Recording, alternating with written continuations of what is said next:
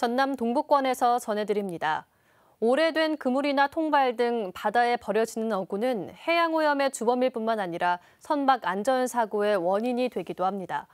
그런데 수명이 다해 못 쓰게 된 폐어구를 바다에 몰래 버리다가 적발되는 경우가 적지 않습니다.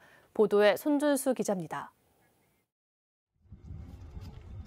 여수 앞바다에 어선한 척이 서 있습니다. 선원으로 보이는 남자가 선착장을 등지고서 그물 덩어리를 바다로 버리기 시작합니다. 조금씩 바다로 흘려보내다가 배 안에 남아있는 그물을 모두 버립니다. 바다에 버려진 그물은 약 5kg. 불법 투기 현장을 목격한 어민의 신고로 덜미를 잡혔습니다. 바다에 버려진 폐어구는 어민들의 조업을 방해할 뿐만 아니라 선박을 자초시키거나 충돌 사고를 일으킵니다. 지난해 서남해안에서 발생한 선박 사고의 12%, 121건이 그물 등 폐어구 때문에 일어났습니다. 연분기가 있고 부피가 커서 분리수거가 제대로 되지 않아 소각 처리 및 재활용 등의 어려움으로 바다에 버리는 경우가 있습니다.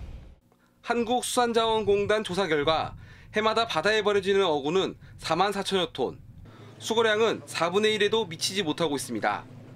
이 때문에 버려진 어구가 바닷속에서 물고기를 잡는 이른바 유령어업으로 인한 피해도 갈수록 커지는 상황입니다.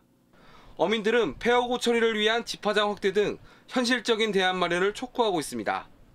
못 잡죠. 그 양도 버러지 바다 보는데 전부 바다에 가버리면 뭐 정말 자랑 뭐 바다에 가보시오 비닐이요 생활 쓰레기 엉망이요.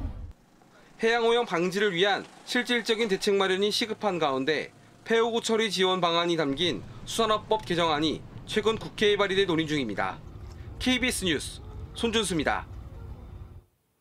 오늘 낮 12시 40분쯤 여수 중흥천에서 승용차 한 대가 물에 빠졌다는 신고가 접수됐습니다. 소방당국은 추락한 차량을 끌어올리는 과정에서 50대 남성 A씨가 차 안에서 숨진 채로 발견됐다고 밝혔습니다.